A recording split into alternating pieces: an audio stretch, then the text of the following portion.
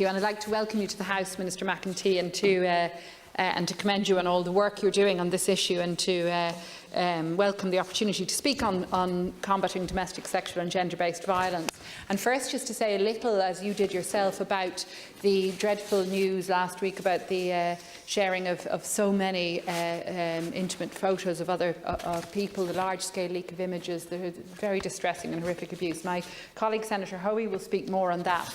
But just to acknowledge, as you have done, that our Labour colleague, Deputy Brendan Howlin, brought forward a bill 3 years ago now, in fact, in 2017, a private member's bill, the Harassment and Harmful Communications and Related Matters Bill, or COCO's law, specifically to tackle, as you know, online sexual abuse of this sort. And it's very welcome that it is now being expedited through the Houses with government support. I'm very glad that is being done. But certainly this law is long overdue, and I very much hope that it will get through the Justice Committee next week. I know you're working with Deputy Howlin on the amendments, and that it will be before us in the Seanad, so that we can ensure our laws are robust enough to deal with this issue.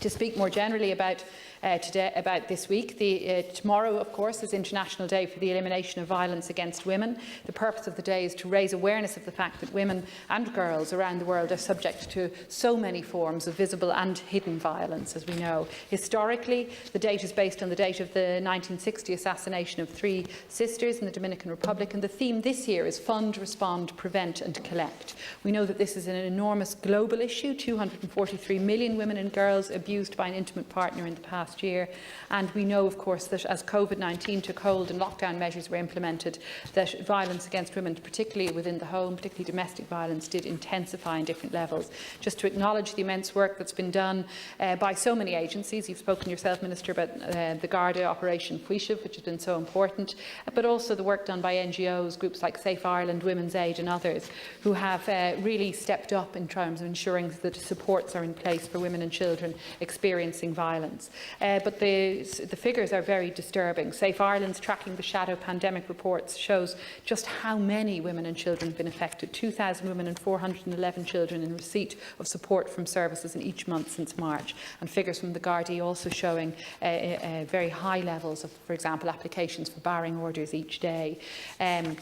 So it behoves all of us to support and measures that are being taken to help those who are suffering in this way, and to ensure that we are raising awareness about this. I just commend ICTU, the trade union movement, which is calling on the government to ratify ILO Convention 190 on violence and harassment in the world of work as part of marking the International Day, this International Day in the elimination of violence against women. And the trade unions also seeking to raise awareness about this issue. I did call during negotiations on the programme for government for consideration to be given to creating a dedicated ministerial position to address domestic violence and gender-based violence, because it is an epidemic across the country and we're aware of this.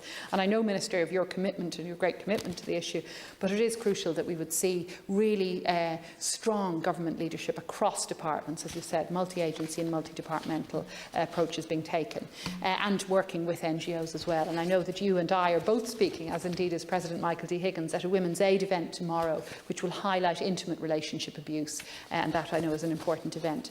Just to speak very briefly about 2 other areas. In terms of sexual abuse and rape, you've referenced the report by Tom O'Malley, and I would agree with you, those recommendations must be implemented.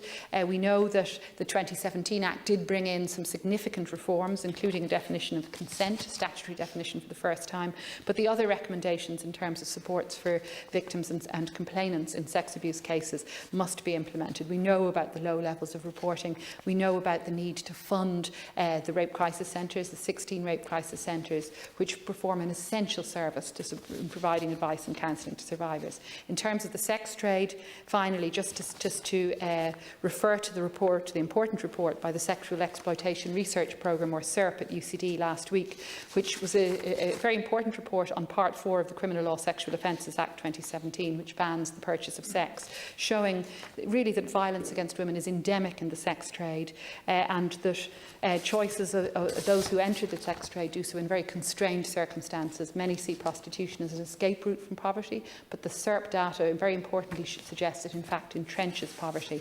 So I would ask Ministry you would take on board that important report from SERP. I know there's a 3-year review underway into the Part 4, but it is hugely important that we raise public awareness about this legislation, that we look at expunging criminal records for historical historical convictions related to selling sex, and that we ensure training for all of those involved in implementing the law. So just finally to say, I think I'm close to my time, Caoirleach, just to say that we must fund, respond, prevent and collect data in terms of our global strategy and our strategy here in Ireland in tackling this endemic violence that is gender-based violence and domestic violence against women.